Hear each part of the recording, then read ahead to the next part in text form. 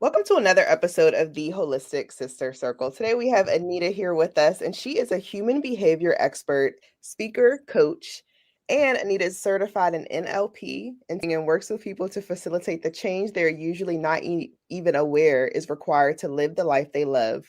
She has a particular passion for delving into the unconscious human behavior patterns of the mind and body that often give in the way of living our full potential, and loves the more recent exploration of AI and human connection. Anita, we're so excited to have you back on the show for this season. Welcome.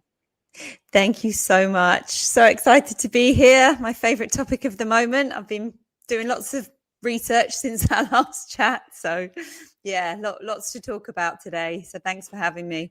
Yeah, absolutely. This is going to be an awesome chat. And I'm sure you'll explain a little bit more to me too about what some of these big words mean that I don't know how to pronounce. So I appreciate it. But to get us started, I would love for you to share a little bit about just your journey and what drew you to the study of unconscious behavior patterns. I'll start there. Yeah, thank you. So, as I like to tell the story for those that know me well, is from a very young age, I was very interested in humans and asking questions and being a nosy child. And as you know, as the years went on, as I got older, I started to realize that the reason that I was asking all of these questions was because there was something that I was watching in the world from a young age, and it was not seeing adults necessarily happy. And so it was like from a young age, I wanted to know how we become happy as humans, because it wasn't my experience. It wasn't what I was seeing. And so there was a questioning of people in order to understand how can I be a better version of a human being, a better version of myself. So that's really where it probably all started, I would say, back then. Growing up, I was, always asking questions, wanting to find out how to be, a better, happier human being, happier human, version of a human being. Anyway, so then I started therapy in my 20s. And I just wanted to be in the chair of my therapist. And there was this thing around not wanting to go back to uni. I'd struggled quite a lot with dyslexia. I wasn't really that interested in learning at school in the traditional way. And so, I carried on. I was working in a corporate job. And then I ended up just over 10 years ago now, going on a 3-month holiday to Australia. And during that time, the 3 months turned into basically 10 years. And within that time, I was surrounded by many people in the world of coaching and human behavior. So I immersed myself in that world, turned down offers of kind of corporate jobs. And for a while didn't know how I was going to make this work, but I was determined to do this as my job, which it never really felt like a job. So I studied integral theory, I studied the Enneagram, I studied NLP, all of those things that we talked about that people often don't have an idea of what they are. But it's really deep work into the psyche of the mind and how we do our thinking and how that translates into our feelings and how that translates into the way that we show up in the world, in our reactions, in our excitement, in our anxieties, and all the rest of it. So throughout this process, it's been a learning, I would say, of my own. When I look at myself back at school, I wasn't interested in a lot of academic subjects, but I was interested in the people side. I was very good at making friends. I was very good at getting people to like me and maybe not like me if that's what I wanted. And so, I think growing up at school, it was like, oh, I'm not very good at all this academia stuff. But then, once I got into my 30s, I realized that there was something that I was very good at because I had been studying it from a very young age. And unfortunately, it wasn't a subject back then that was taught at school, but is a subject now that is widely available for humans. And I think personally, this is the thing that will change the world and is changing the world to the point where if we get really good at this kind of, this work, world wars could stop. But at the moment, we're still on a level where we are fighting, a lot. And that's whether it's with our partners, whether it's with work colleagues, with our best friends, our family members, on a micro scale. which is a reflection of the macro scale that we see when we're warring with each other. So I think there's so much work to be done in this world around us understanding our internal world, why we think the thoughts that we do, what's happened to us in childhood to bring us to who we are today, the personality we formed. And I think the more of this work that can be done, the more this is going to save humanity, maybe more than AI. This is some interesting and powerful stuff. And, I do want to hit on this too, because for those who may not be familiar with exactly the type of work that you do and really focusing on unconscious patterns, right? How can we make sure that we're leveraging this in our daily lives? Like, I know you talked a little bit about relationships and warring with each other and how we're connected as a community, but what are some things that you would recommend that we do to leverage this in our daily lives? Yeah. So I take a deep breath as I answer this, because this isn't straightforward work. And I think that the biggest thing that I can recommend, only because of what I've learned for myself, is getting help, sitting with a professional to be able to understand ourselves. Because I did therapy for 8 years, and the stuff that I learned post therapy in the courses that I studied over in Australia, therapy didn't show me. So if we're really going to, change in this world and get to know ourselves, we've got to, really sit with a professional, go on some courses, do some work to really start to understand the intricacies of the workings of our mind. It's not something that we will necessarily do and we can't do on our own. We're blind to our blind spots because they were formed within the first few months to the first few years of our lives and have been running us since then. So for us to just sit there and hope that we're going to understand, what's going on in there, I've not seen anyone do it on their own. I've not seen anyone, even people that may be a little bit resistant to sitting in the face of someone, at least have gone and done a lot of courses, whether it's reading, but it's really getting some help to reveal our blind spots. We can't see what we can't see. And speaking of that too, just knowing that we don't know what those blind spots are, right? Can you give an example of just what that may even look like? Like when we talk about, even what would be some of those blind spots, just as an example of people who may not understand. I can give you one that is, because I'm kind of thinking there's lots of different programs that we run and individually we'll have our own. A big one, which is rife in society, is in humanity, is taking things personally. Yeah. So if you're someone that takes things personally, which is most people, unless people have done this work to quite a deep level, we are going about our days taking things personally, day after day, hour after hour. Yeah. Someone pushes in front of us in a queue. Someone pushes in front of us in traffic. Yeah, someone, is having a bad day and they make a comment and we are triggered by it because we don't know they're having a bad day. We think it's about us. So if you're someone that's sitting here going, yeah, I'm taking things personally, which is most people, as I said, there's a blind spot. Yeah, no one taught us growing up that what's happening isn't about us. It's about the other person. Yeah, and we can kind of hear this stuff more and more, and I hear this language more and more being put out there, but I still see the actual embodiment of this is much more difficult for people. That our first go-to is mostly, what have I done wrong? Or why are they being such an asshole? That's our go-to when something happens day to day, when something goes wrong for us, when someone says something, we're not automatically going to, I wonder what's going on for them. And this is what this work is about. Starting to depersonalize by understanding where we learned to personalize. And then the go-to is literally like, instead of going to what's happening for me in this moment, what are they doing to me? It's being able to go, I wonder what's happening for them. This is not about me. And that in short is probably, the quickest one that I can describe. Yeah. Do you think our unconscious patterns are more influenced by our upbringing or by the environment we move through as adults? By our upbringing, which then reflects what's happening in the environment in those moments. So both.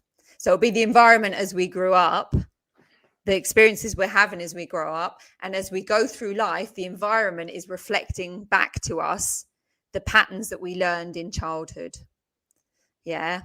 So it's like if there was stuff going on for us, say in childhood, so let's say in childhood we learned to become a people pleaser. Yeah, we were having, we're seeing incidents as we were growing up. Maybe our parents were fighting a lot and we wanted to keep the peace. We wanted to be the good child that wasn't a problem. So we became a people pleaser. Yeah, so growing up through life, we're still trying to keep the peace and keep everything nice. So we keep saying yes.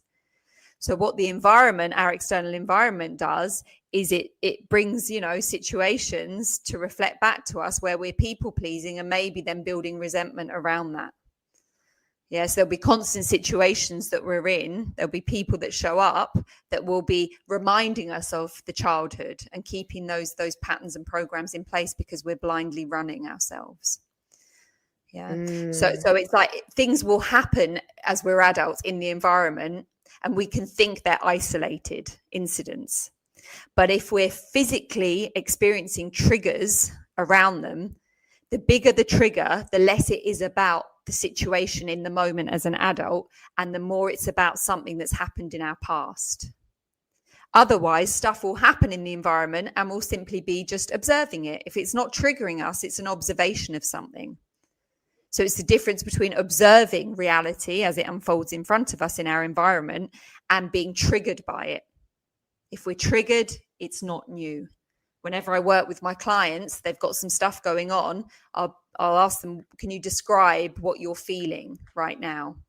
And they'll describe maybe sensations in their body, heat arising, butterflies in their stomach, heart palpitations. And I'll say to them, have you ever experienced that sensation before? And they'll always say yes. And I'll ask them, have they experienced this situation before with this person? And they'll usually say no. So it's like the arisings in the body are familiar. The external situation isn't. So what's that telling us? Yeah, we're pulling on something from the past. I see. Okay. And I this is really interesting. I want to switch gears for a second because I do want to talk a little bit how this obviously connects with AI and why we're here all today. Yeah. But I know you've recently been exploring the intersection of AI and human behavior. How do you see AI reshaping the way that we connect with each other?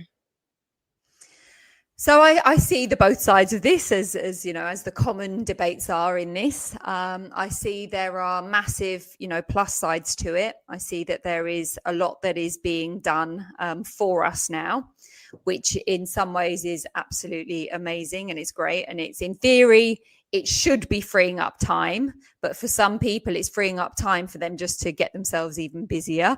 So there's the twofold of it. I see that it's also a tool, and this is the same that I see the way that, say, Facebook, Instagram, TikTok, all of these things that we've been saying are bad for however many years. It's just the same thing with AI. The more that we're using, this technology, the more we are potentially using it in order to actually get some sort of connection. Yeah, so we've got this big, debate that's happening around human connection fading out because we are using technology more and more. But the question that I would ask more, and the question that I do ask more and more, is what's the positive intention for us in using the technology maybe more than we are hanging out with people?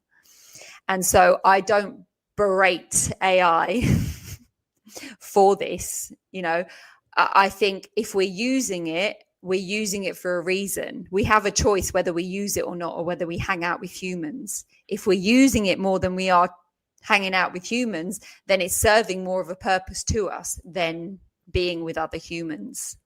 So, the question that gets asked is AI going to replace human connection? Yeah.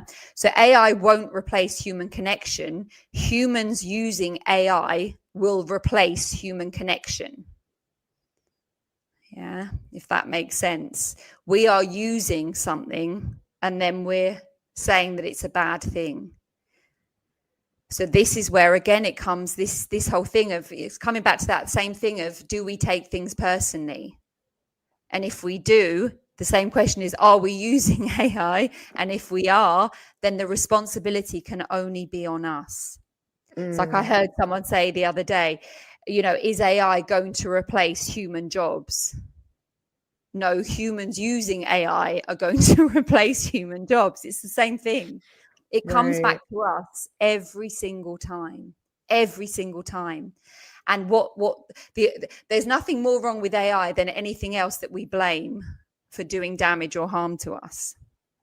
Right. Yeah. Again, it's the lack of self-responsibility that we were never taught in childhood that means that we blame the stuff outside of us as if we have lost our own power. Mm-hmm. So this is what it all comes back to. It's like, if AI can help us to regain our internal power, to realize that it's all within us, then that's great. If we're using it to learn, all this amazing stuff about ourselves, if we're using it to do things for us so that we can get more quiet in our private time, in our personal time, then awesome. But again, the product is only ever good as the user. Right. Yeah. So if we've got a lot of stuff going on now, it's just another, said with compassion, but it's another thing to blame for our downfall, for our woes, for our problems. Yeah. So it doesn't matter whether it's AI, it doesn't matter whether it's Instagram, it doesn't matter whether it's Facebook, it doesn't matter whether it's your neighbor, it doesn't matter whether it's your partner. It's all coming back to, what are we missing within ourselves that we think is being done to us by these external things.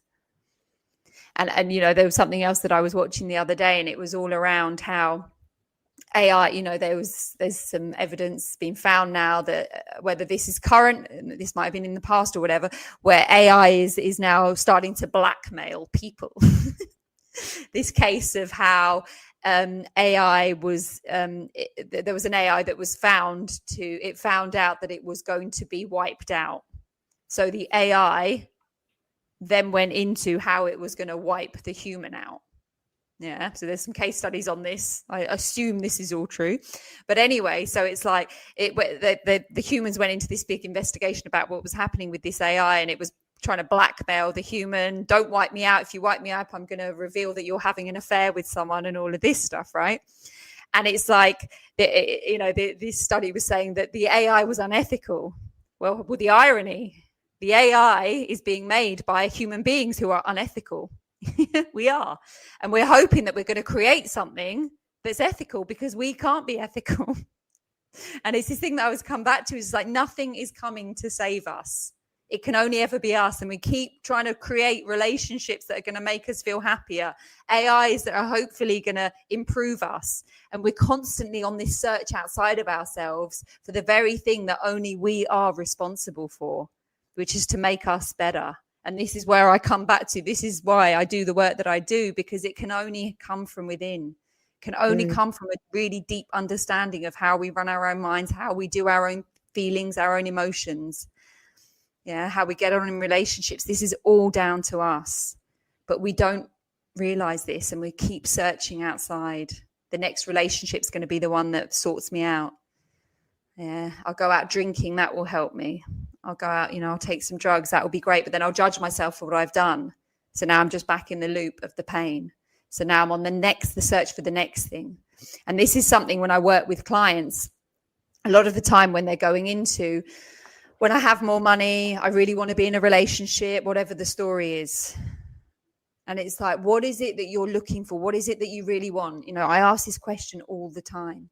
And more now, I'm getting a different answer than I used to. And more now, people are saying that they just want peace. And when they say this, it will often come with I just want peace. And I'll ask them, okay, so as you just said that, how did you feel as you took that deep breath and asked for peace? And a lot of the time they will say, yeah, I feel peaceful as I take that breath. And so it's like the very thing that we're looking for is so simple. Sit and breathe. Yet what we're doing in the world is going out and making it so complex. You know, the other day I'm hearing the first trillionaire. The first trillionaire is soon to be, you know, discovered, born, made. What's the first trillionaire going to do for us? You know, what is that? They may have a moment of going, yes, I've got a bit of a dopamine hit. I've made it to being the first trillionaire. But is that really giving them the peace, the satisfaction maybe that they're looking for in becoming that first trillionaire? I'm surrounded by people with a lot of money, a lot more money than me, you know, in the millions, in the billions.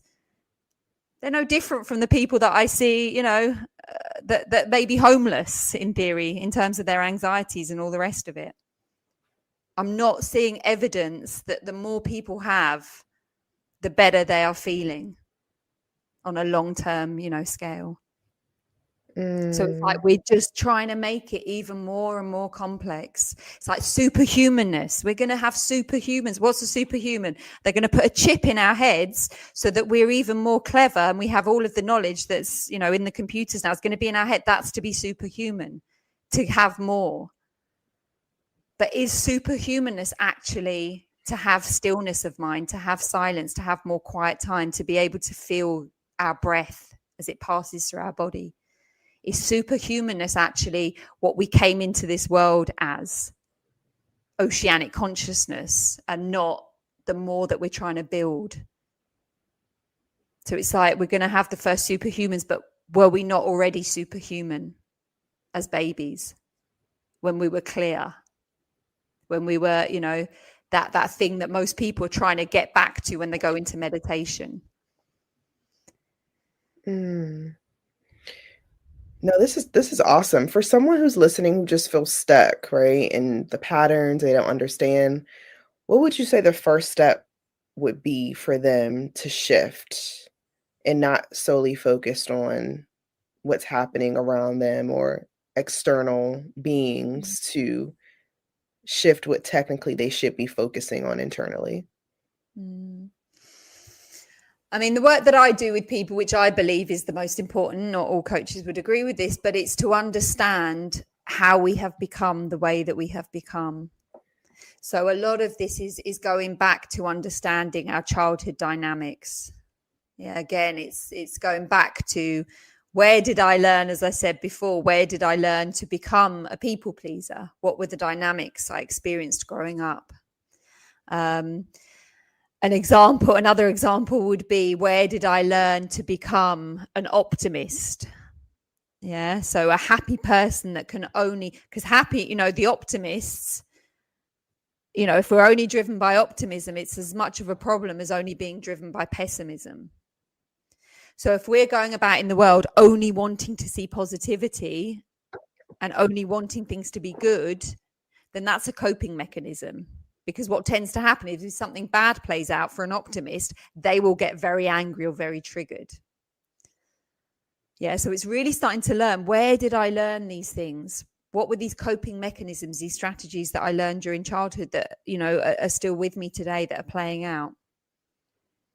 So it's really, really key in this work, as I work with people, as I believe, is to understand the dynamics. Because what we can start to see within that is if we can start to see that optimism maybe isn't serving us fully, that people pleasing maybe isn't serving us fully in life, that it's actually causing us to be a bit angry and resentful, then we can start to go, okay, I can see why I needed that in childhood. It was a coping mechanism. It got me love, to be a happy child, to be an optimistic child, to be a people pleasing child.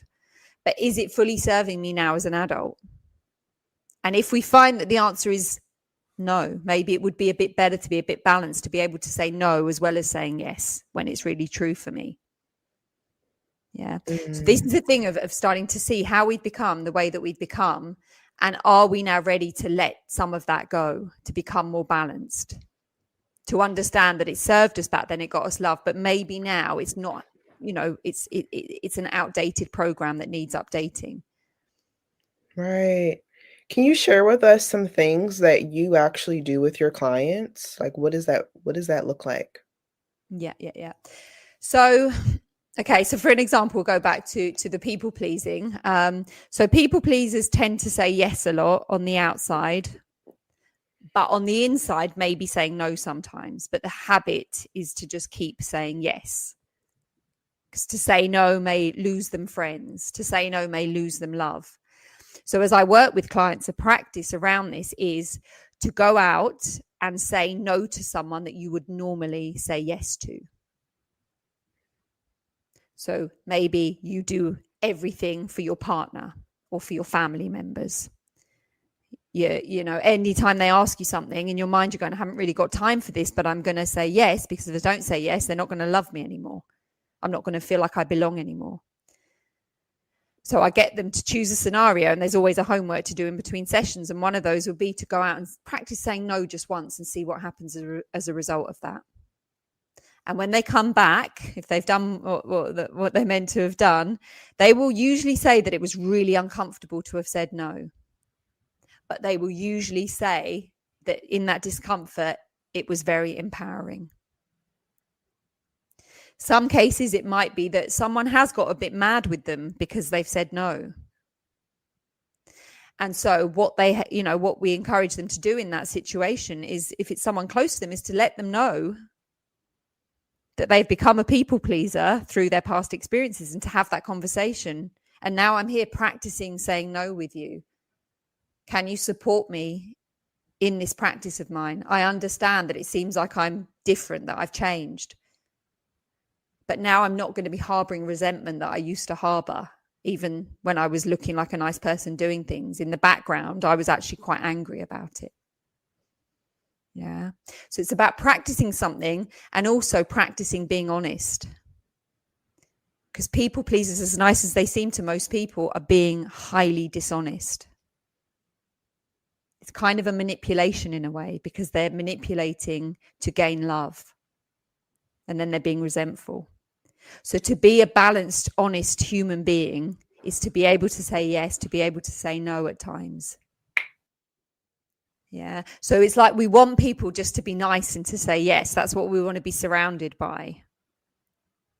But to be wholly balanced, people that are too nice and really nice, the people we like, are not healthy human beings.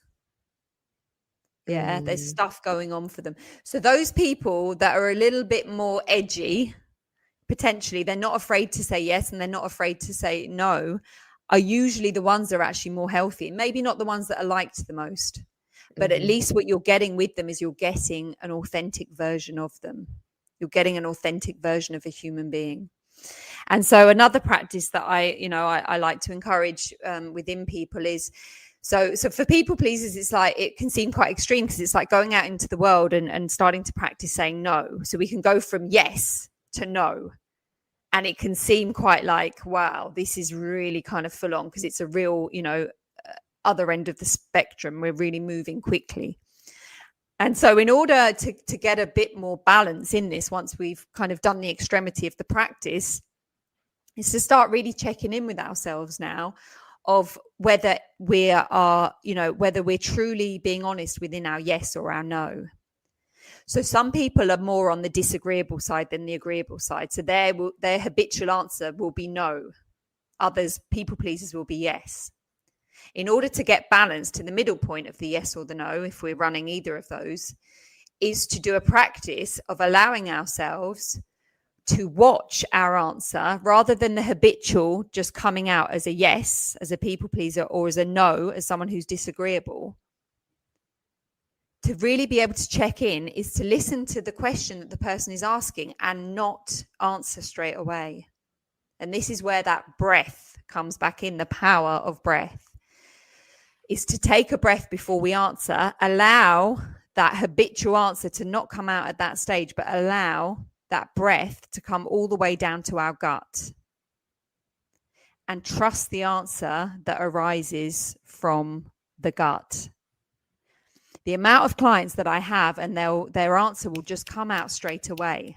They haven't even had a chance to consider it. And that answer is normally either yes, yes, yes, no, no, no, or it can be I don't know.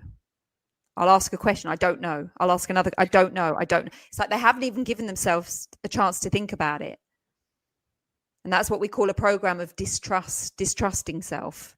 I don't know. They program themselves to say, I don't know. And programming ourselves with our language is programming ourselves with the belief that we don't know, rather than being able to take a pause, take a breath, and see what arises from that breath, to stop that I don't know from habitually coming out and allow something else to arise.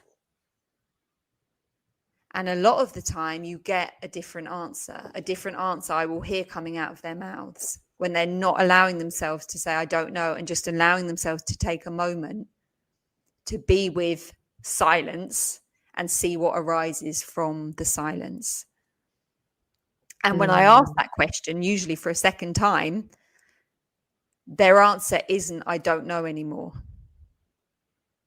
But not many people will ask a person that says, I don't know, a second question. They'll just take it as their answer. This is where I go back to, if you sit with a real professional in this work, that's how your blind spots will start to get revealed. Otherwise, like I see it in people, they'll be having conversations, someone asks a question, the person goes, I don't know, and then they just move on. Whereas if you're sitting with a professional, your client's going to say, I don't know.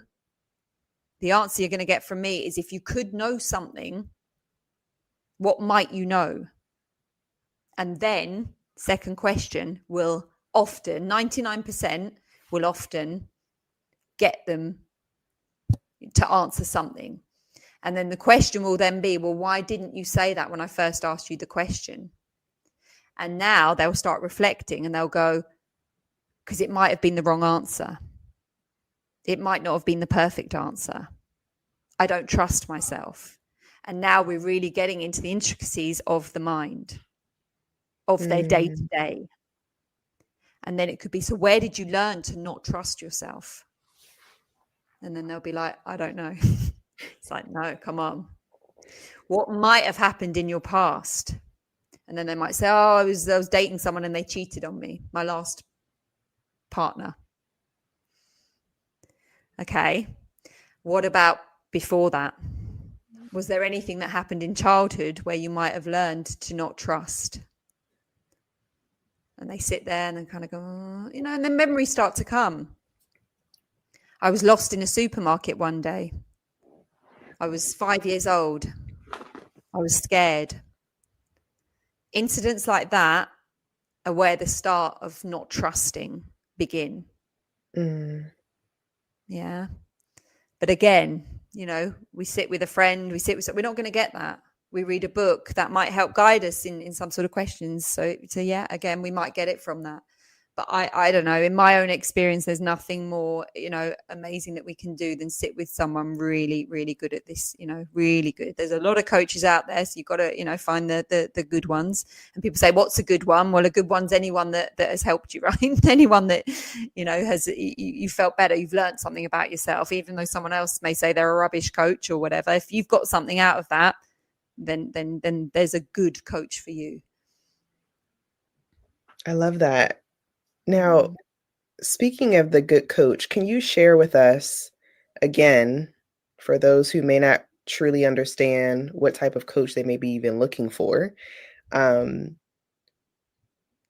what exactly, if they're looking for someone like you, what does that look like? Who is this person? What are the different things that they need to be studying or have researched or certified in? Like, who is that? Who is that? Who is she or he? I don't have the answer to that. So for me, it's always resonance. Yeah. So when clients come to me, they don't ask me what qualifications I've got. I don't get asked that question. I've been asked that maybe a couple of times in my life, but it's resonance with that person. Let me reword it then, Anita. Because what I mean is, if I'm, for example, I went to growth therapy a few months ago to find a therapist. And when I'm looking for a therapist, there are certain things within a therapist that I'm specifically looking for. And one of those things is I want to make sure that they understand, or they're focusing on a holistic approach, mind, body, and spirit. If I see that is not part of how they do things, I will just keep scrolling. So in your case, for example, if someone is looking for something that, like, what would that be? I have no idea, because Well, I've heard I of feel like NLP. you've answered the question. Okay. So it's from You've a told me holistic what it approach. is that what you want. Not everyone will Right. want that.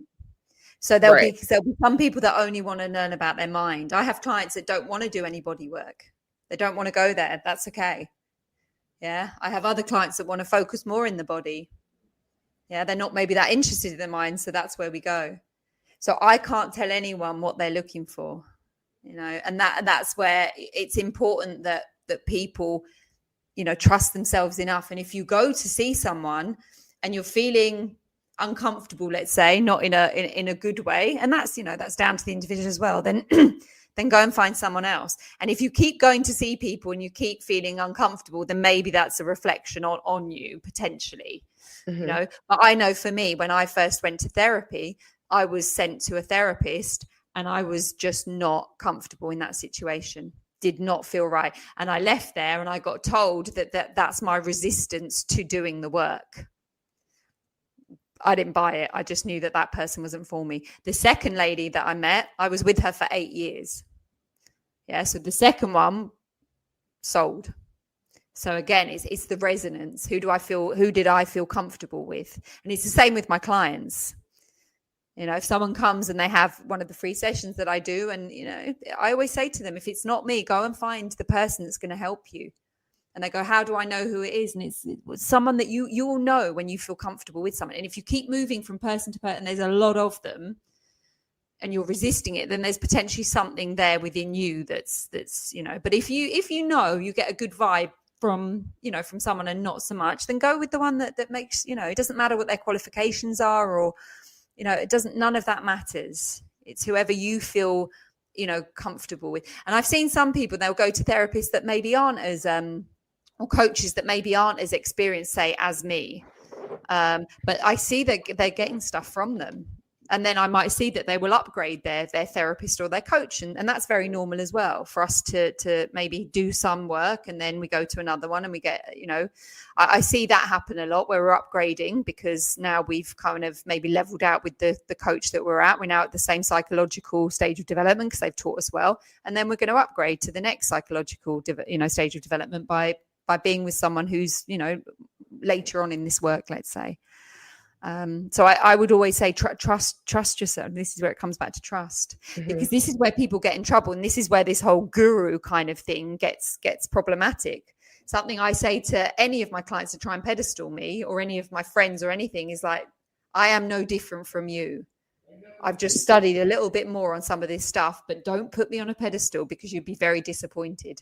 If you're in my head day to day, you're probably imagining something much more than is actually true here, potentially.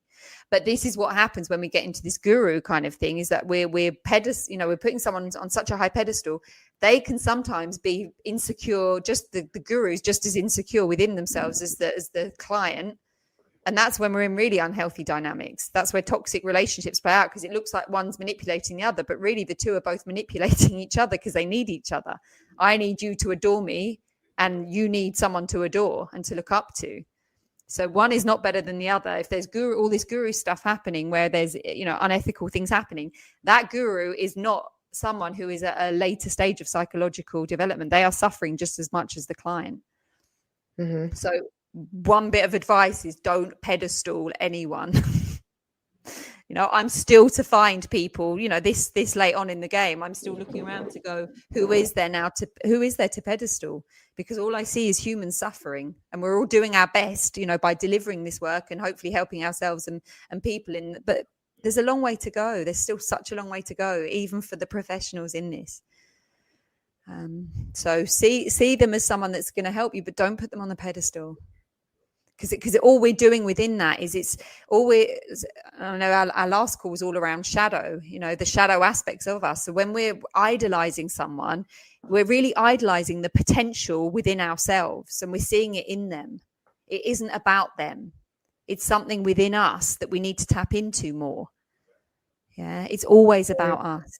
And this is again where we get into unhealthy, toxic dynamics with gurus, with world wars and all the rest of it. It's because this is again is we're not valuing our own power within ourselves, and we're blaming the outside for making us feel a certain way, as if we're not able to bring ourselves back to that place. Absolutely. Now, this is awesome. Thank you so much for sharing. And, if someone wanted to specifically connect with you further, what does that process look like? How can we learn more about your work? Yeah.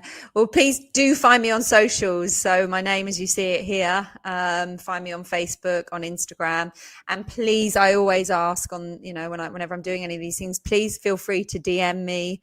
I always offer a free call to anyone who wants to come and, experience this, whether it's longer term, whether it's a one-off call, we'll see how that goes, if the resonance is there. But please reach out. I love to hear from people.